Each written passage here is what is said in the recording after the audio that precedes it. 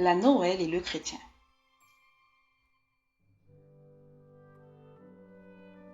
Noël et ses origines.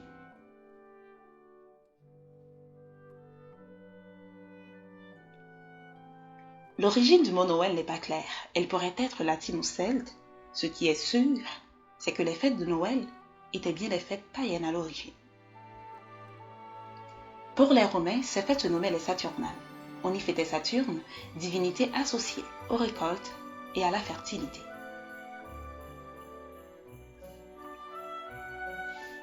Les Romains se rejoignaient tous, les disparités sociales disparaissaient, ils se partageaient des cadeaux, offraient des figurines aux enfants et célébraient.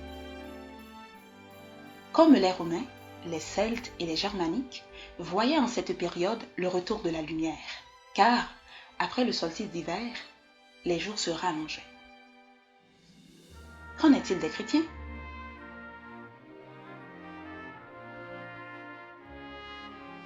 Les indices de la Bible feraient penser à une naissance de Jésus au printemps, vu que ce climat serait plus propice aux bergers et à leurs moutons de rester dehors durant la nuit et y dormir que l'hiver.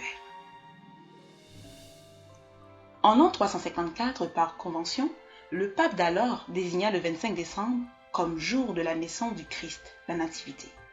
Y verrait-on un lien avec les fêtes romaines célébrant la fertilité? Incontestablement.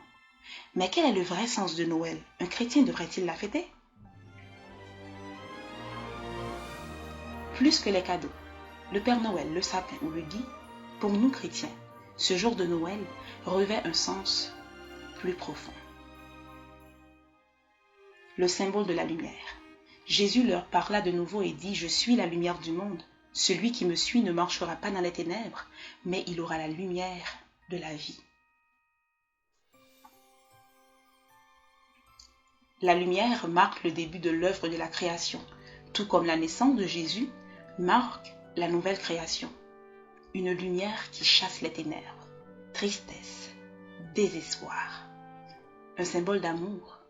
Comme le Père m'a aimé, je vous ai aussi aimé. Demeurez dans mon amour.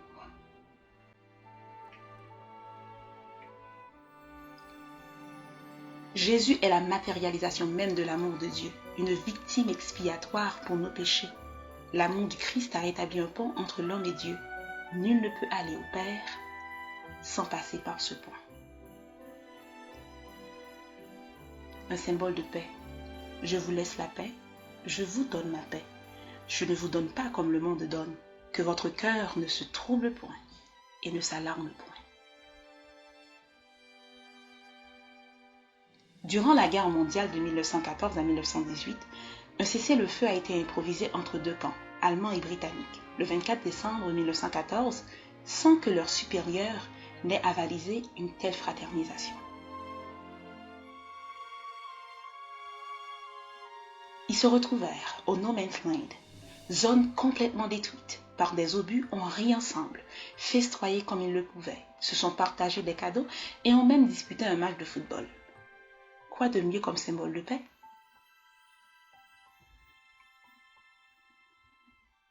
Ainsi Jésus donne sa paix, même dans les moments les plus troublés et tumultueux.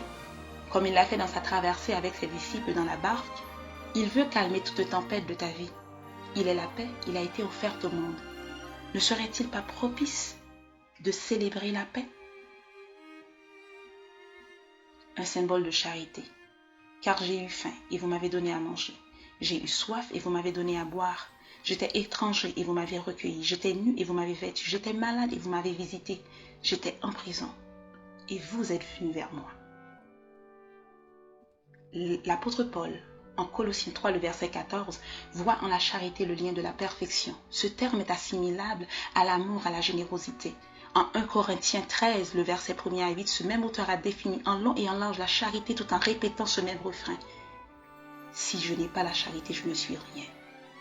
Jésus, durant son passage sur terre, nous a appris à aimer notre prochain, à se pardonner les uns les autres, à prier pour ceux qui ne nous aiment pas. Il nous a montré qu'une vie chrétienne ne pouvait être vécue sans amour, sans charité.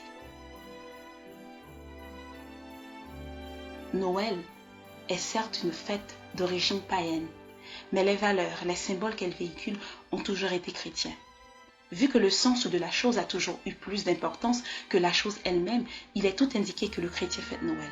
Et plus que durant un jour de l'année, il devrait vivre une vie de Noël. Un joyeux Noël, et que la paix de Christ à laquelle vous avez été appelés pour former un seul corps règne dans vos cœurs.